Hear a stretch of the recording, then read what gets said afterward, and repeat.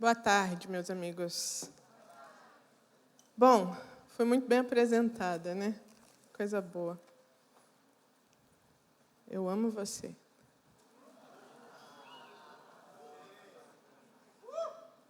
Amigos, eu tenho uma missão para essa tarde. E eu queria convidar você para essa missão junto comigo.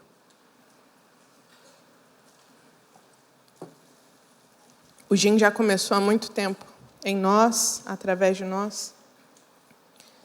Mas antes de começar, eu queria honrar os nossos facilitadores que fazem tudo isso acontecer. Muito obrigada por acreditar em nós. Esses homens incríveis que o Senhor levantou para esse tempo. Muito obrigada por dar voz e vez para a gente também, assim como Jesus fez. E eu queria que você, mulher, ficasse de pé no seu lugar agora. Você que é mulher, fique de pé no seu lugar, por favor. Eu queria orar por você nesse momento. Eu não trago uma mensagem para o público feminino, mas eu entendo que vocês são muito importantes na igreja onde vocês servem, onde vocês estão plantadas. Jesus deu voz e vez para a gente. E esse é o nosso tempo, essa é a nossa geração.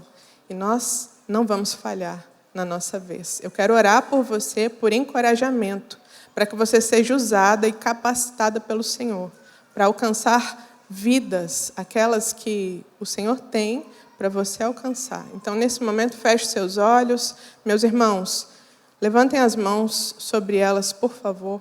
Senhor Jesus, eu oro nesse momento em gratidão à Tua presença aqui nessa tarde. Muito obrigada por nos levantarmos como instrumentos santos para fazer a Tua obra. É um privilégio para a gente, Senhor.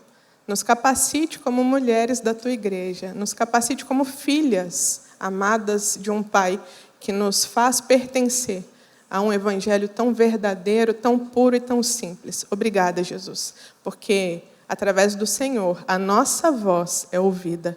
Muito obrigada. Em nome de Jesus, amém.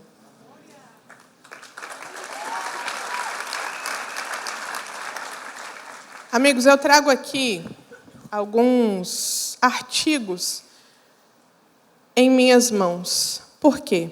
É importante que a gente trace o perfil comportamental do público que nós chamamos de ovelha. Eu queria pedir para a técnica passar uma arte que a gente produziu com alguns artigos pesquisados para a mensagem dessa tarde. Então, fique atento, daqui a pouco vai aparecer aqui. Algumas dessas pesquisas vão mostrar para a gente qual que é a análise comportamental da juventude brasileira hoje. É o nosso público. E eu queria perguntar para você se você conhece o público que você lidera. A cada 2 desempregados no Brasil, 1 é jovem, entre 15 e 24 anos. O desemprego ele atinge a juventude de forma desproporcional. Isso é uma fonte do IPEA. É a geração mais plural, mas com um medo em comum. Todos têm medo do futuro. Seja pela crise ambiental, seja pelo medo de não conseguir um trabalho decente, seja o medo de não agradar os pais ou até mesmo a liderança da sua igreja. Fonte Unirio e o FRJ 2026. É a primeira geração plenamente hiperconectada, com acesso global à informação e à inteligência artificial. A cada nova geração de jovens eleitores é numericamente menor que a anterior. Nós estamos votando menos. Fonte Le Monde Diplomate, Brasil, maio de 2026. O respeito às diferenças e o repúdio à violência como forma de resolver conflitos aparece como valores entre os jovens pesquisados. Fonte Hoje, 2026. E na saúde. O Brasil é apontado pela OMS como o país de maior prevalência de depressão da América Latina. Fonte, Organização Mundial da Saúde. Segundo o inquérito da Covitel de 2023, 12,7% da população brasileira convive com depressão. 26,8% relata ansiedade. E entre as mulheres, esse índice ainda é mais alarmante. Sobe para 18% e 34,2%, respectivamente. Fonte, Observatório da Saúde Pública da UMAME. Pela primeira vez na história, os registros de ansiedade entre crianças e jovens vai ultrapassar o de adultos no SUS, segundo o levantamento da Rede de Atenção Psicossocial. Essa pesquisa é de 2013 a 2023. Ela é muito recente, muito ampla, fonte do CEJAM. Segundo a OPAS, os transtornos mentais representam 16% da carga global de doenças entre 10 e 19 anos de idade. Fonte, Organização Pan-Americana de Saúde. A Unicef vai estimar que 1 em cada 6 adolescentes brasileiros, entre 10 e 19 anos, vive com algum transtorno mental, com maior exposição à automutilação, depressão e atentado à própria vida. Fonte, Unicef Brasil. O Ministério da Saúde iniciou em 2026, então, a primeira pesquisa nacional de saúde mental do Brasil, reconhecendo a ausência histórica de dados nacionais sobre o tema de saúde mental. Começou-se uma pesquisa recente sobre esses dados. Fonte, Ministério da Saúde, 2026. E como é que está a fé do nosso público? Estudos como o Barna Group, o Pew Research e a CEPAL vão indicar que 1 em cada 10 jovens brasileiros entre 16 e 24 anos frequentam uma igreja regularmente. 1 em cada 10. Fonte, Artigo da Fé, 2025. As razões de afastamento mais citados não são a falta de interesse espiritual, mas escândalos, liderança abusiva, incoerência entre discurso e prática dos líderes. Fonte, Revista Fórum, abril 2026. Mas, ao mesmo tempo, há sinais consistentes de um movimento inverso. A geração Z está voltando a buscar igrejas como resposta à solidão pós-pandemia e o individualismo digital que eles têm vivido. E estamos crescendo em número masculino na igreja pela primeira vez na história do Brasil. Fonte, O Tempo, junho de 2025. O ponto comum entre os dois movimentos é que quem sai e quem volta é o mesmo. A geração não abandona a fé por falta de interesse, mas ela está rejeitando líderes frágeis e superficiais. Eles estão buscando profundidade e propósito e não estão mais aceitando um evangelho de entretenimento. E daqui 10 anos, como é que o nosso público vai estar? Segundo pesquisas dos próprios artigos, na economia e no trabalho vai haver ainda mais precarização do trabalho, automação e IA pressionando ainda mais o emprego do nosso jovem. A saúde mental, nós já estamos em uma epidemia silenciosa, crescente, atingindo cada vez mais cedo. Eram adultos, agora jovens e crianças. O pertencimento, a fragilidade de vínculos familiares, políticos e religiosos está desigrejando os nossos jovens. Uma geração jovem está se tornando cada vez menor em uma sociedade que envelhece e não tem mais filhos. Cada líder formado hoje pesa, então, proporcionalmente na próxima década. Vocês são a resposta de amanhã. A formação entre o entretenimento raso e a busca por profundidade vai vencer quem oferecer discipulado sério, estrutura e um propósito genuíno enraizado na palavra de Deus. Os nossos jovens não estão mais buscando entretenimento. Esses 3 eixos paralelos vão se conectar de alguma forma. É uma geração que está se sentindo desamparada e desgarrada. No sentido bíblico da palavra, nós vamos ver isso lá em Mateus, no versículo 36 ao 38, onde Jesus, vendo as multidões, teve compaixão delas, porque andavam desgarradas e cansadas, como ovelhas que não têm pastor. Disse, pois, aos discípulos: a seara é grande, mas os trabalhadores são poucos. Rogai, pois, ao Senhor da seara que mande trabalhadores para a sua seara. Meus amigos, eu lidero jovens aqui no Rio de Janeiro, sou esposa do Pedro Vux, sou líder e mãe espiritual de muita gente aqui. Os mesmos jovens que chegam para servir com excelência, que abrem as portas dessa igreja, que fazem o check-in de vocês, vocês conheceram um pouco das nossas ovelhas, Esses jovens alegres que serviram vocês e estão servindo durante todo esse tempo do GIM são parte dessa pesquisa. Os nossos jovens alegres sofrem no secreto. Nós precisamos conhecer o nosso público. Nós precisamos conhecer e ir mais profundo no relacionamento com os nossos irmãos e irmãs. A gente precisa conhecer. Nós precisamos viver tempo de qualidade com eles. Entender e mostrar para eles que as dores e as ansiedades que eles têm enfrentado têm solução. A solução é Cristo e sempre vai ser.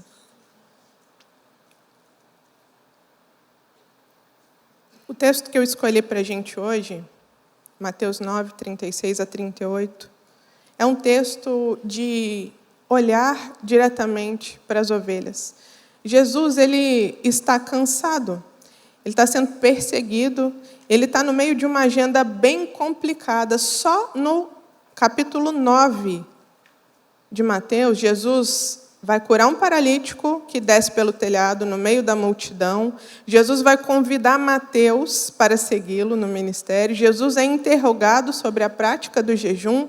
Jesus vai ressuscitar a filha de Jairo, vai curar a mulher do fluxo do sangue, vai curar 2 cegos e um mudo possesso por um demônio. E mesmo assim, ele para tudo para conhecer a multidão. Só no capítulo 9 nós temos muita história de trajetória de um currículo tão enriquecedor de Jesus. Mas no meio disso tudo, o capítulo nos ensina que Jesus teve compaixão das suas ovelhas. E ele parou aquela agenda tão abundante para ouvir, conhecer e ser reconhecido pelos seus filhos. Mateus, ele vai usar 2 palavras para descrever a multidão. Ele vai usar ovelhas desgarradas e ovelhas cansadas. E no grego, desgarrada vai carregar a ideia de pessoa ferida, jogada ao chão, sem força para se levantar sozinha. E cansado não é só o cansaço de quem trabalhou demais. É o cansaço de quem caminhou sem direção e já está cansado de correr para lugar nenhum. Se Jesus olhasse para a geração brasileira de hoje, para as nossas ovelhas, com base em tantos estudos aqui, só nessa mensagem eu consegui compilar 14 artigos científicos e algumas pesquisas de fontes de saúde do nosso ministério. Se Jesus olhasse para essa multidão, ele encontraria exatamente a multidão que ele encontrou tempos atrás. Ovelhas cansadas, desgarradas. E eu não estou falando por impressão, esses dados são reais, são atuais. Eu não busquei dados antigos, eu busquei os dados mais recentes. Então, essas pesquisas estão frescas. No campo social, 1 a cada 2 jovens, entre 14 e 25 anos, está desempregado. O desemprego bate a porta, é uma geração que entra na vida adulta sem chão debaixo dos pés. Existe uma pressão social, existe uma pressão familiar, existe uma pressão sobre prosperar futuramente, mas esse jovem se encontra desempregado. Sem emprego e sem perspectiva, é cada vez mais difícil ser submetido a condições boas de trabalho. Ele vai encontrar condições cada vez mais precárias e ele vai aceitar esse lugar. No campo da saúde, o Brasil é o país com maior prevalência de depressão da América Latina. Isso tem que ligar um alerta para a gente como líder agora, é urgente. Nós precisamos entender que as nossas ovelhas estão doentes. Metade de transtorno mental que uma pessoa vai carregar na vida adulta já está instalada na vida dela a partir dos 14 anos de idade, segundo as pesquisas da OMS. Quase sempre sem diagnóstico, sem cuidado, e a gente achando que a nossa ovelha está com mimimi. Eles estão doentes. No campo espiritual é ainda mais delicado. 1 em cada 10 jovens brasileiros frequenta uma igreja com regularidade. E quando você vai perguntar o motivo, nunca é, eu não acredito em Deus. A resposta vai ser um escândalo da liderança, uma falta de cuidado do líder que ele confiou algum dia. As nossas ovelhas não estão perdendo a fome por Deus, elas estão perdendo a paciência com a quantidade de evento que a gente está colocando na igreja e chamando isso de cuidado. Isso não é cuidado. Nós precisamos cuidar de verdade. A seara é grande, mas os trabalhadores são poucos, disse Jesus, e continua dizendo para a gente até hoje. Olha a estrutura do que Jesus diz. Ele não vai dizer que a seara é pequena e que não vale a pena. Ele vai dizer o contrário, a seara é grande. Existe uma colheita enorme disponível, bem na nossa frente. Essa geração ansiosa, cansada, desgarrada, é a geração mais aberta à profundidade que nós já vimos até agora. Eles amam estudar, eles amam aprender, eles têm fome e sede de mais, de conhecer mais, de conhecer mais. O problema não é o tamanho da seara, o problema é a escassez de trabalhadores.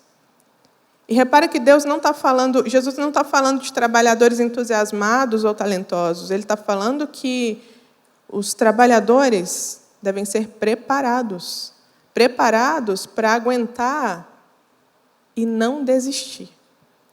Segurar os postos que lhes são confiados e não desistir. A seara é grande, mas sem trabalhador preparado não vai produzir colheita, vai produzir acidente de trabalho. E é justamente isso que Jesus não manda os discípulos organizarem uma campanha de recrutamento de líderes. Ele vai dizer, rogai, pois, ao Senhor da seara que mande trabalhadores. Presta atenção nisso. Formação de líder começa de joelhos, orando, pedindo a Deus para mandar para você e para o seu ministério, para a sua igreja, mais trabalhadores capacitados, porque a seara é grande e nós precisamos crescer em número de trabalhadores também. Em Juízes 2:10, diz assim, também toda aquela geração foi recolhida aos seus pais, e outra geração depois dela se levantou, que não conhecia o Senhor, nem tampouco a obra que fizera a Israel. Esse versículo devia doer na gente. Uma geração passou, que conhecia Deus, e outra geração veio, não conhecia Deus. A geração atravessou o Jordão, viveu o milagre, testemunhou a fidelidade de Deus, mas com os próprios olhos morreu também. E o texto diz que se levantou outra geração que não se conhecia o Senhor, nem a obra que ele tinha feito. Isso não aconteceu porque Deus parou de agir. Aconteceu porque ninguém investiu tempo suficiente para ensinar sobre Deus. Em 2 Timóteo 2 vai dizer, e o que de mim ouviste entre muitas testemunhas, confia a homens fiéis, que sejam idôneos para também ensinarem aos outros. 2 Timóteo 2:2. Paulo vai escrever essa carta para o Timóteo, já perto da vida dele. E olha a genialidade desse versículo que Paulo escreve para Timóteo. Ele pede para Timóteo repassar o ensinamento que ele recebeu de Paulo a homens fiéis, e que esses homens sejam idôneos para ensinarem a outros. São 4 gerações sendo formadas em apenas um versículo. Paulo, Timóteo, os homens fiéis e os que eles vão formar a partir daquilo ali. Esse é o modelo bíblico de uma missão sustentável. Não é o líder carismático segurando sozinho o culto todo até morrer. É a formação de líderes se multiplicando de geração em geração. E eu quero te encorajar nesse momento, se você não pensa em sucessão, que você comece a preparar alguém para pelo menos dividir o cargo e a carga do ministério com você. A nossa base aqui na nossa igreja, nós somos daqui da Igreja Batista Atitude, nós temos uma juventude chamada Frontline e nós temos uma escola de ensino que se chama Frontline Academy. É a nossa base de ensino bíblico e treinamento. Nós, atualmente, estamos em um curso de formação de novos líderes, que tem 3 pilares. Formação administrativa, para o líder saber gerir com excelência o que Deus confiou para ele. Nós temos mentoria pastoral, para o líder ter algum pastor olhando para o caráter dele, antes de olhar para o talento que ele carrega. E nós temos também a formação teológica, para o líder não repetir os nossos erros e encher a agenda dos próximos com entretenimento. Mas nós queremos imprimir nesses alunos a palavra com profundidade suficiente para eles resistirem a qualquer pressão do mundo lá fora. E isso não é para preencher um currículo bonito dos nossos líderes, sabe? É para a gente entender a importância de gerar para as próximas gerações, gerar líderes ainda mais fortes para lidarem com problemas ainda maiores. Porque a próxima geração vai vir mais doente emocionalmente, vai vir com mais medo do futuro do que nós já enfrentamos hoje. E se nós não gerarmos líderes fortes o suficiente para continuar pregando o Evangelho, nós podemos cometer o erro que Juízes 2:10 cometeu. Nós podemos deixar de falar de Jesus para os problemas reais que a nossa juventude carrega. Eu quero te dizer uma coisa, você não precisa copiar o nosso modelo de ensino, de trabalho, de formação de líder. Você não precisa copiar o nosso modelo. Você só não pode adiar o seu modelo. Você precisa começar a agir. Eu trouxe alguns dados alarmantes para tirar você da zona de conforto. Eu queria fechar com 2 perguntas bem diretas para você. A primeira pergunta é: você tem olhado para a sua geração com compaixão, com tempo de gabinete? Você tem ouvido e pagado um preço da sua agenda disponível para conhecer as suas ovelhas? Ou você tem buscado apenas o talento das suas ovelhas para preencher mais um cargo no ministério da igreja que você lidera?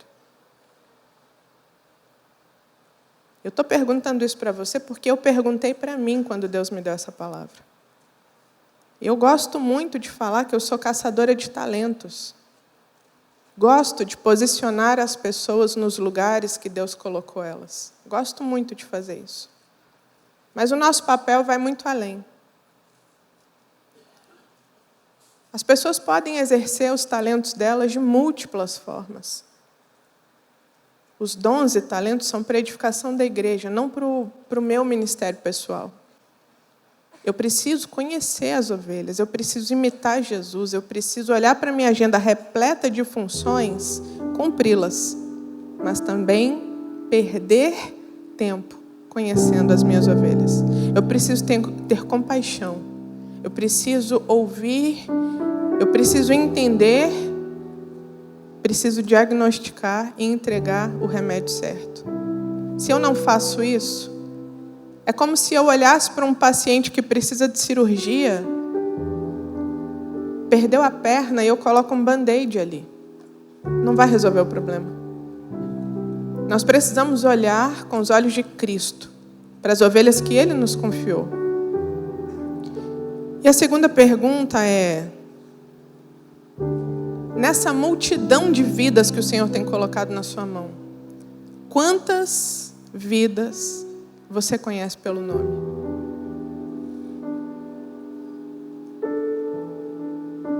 Quantas vidas dessas, na multidão que você lidera, tem orgulho de chamar você de pastor, de pastora?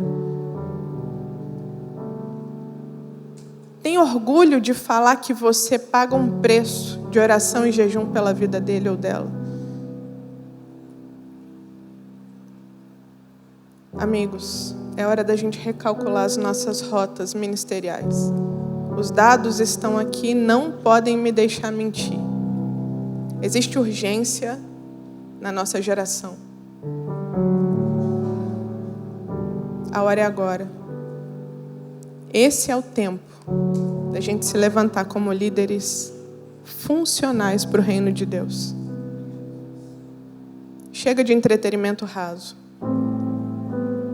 Pesquisas dizem que os nossos filhos espirituais não aguentam mais entretenimento barato.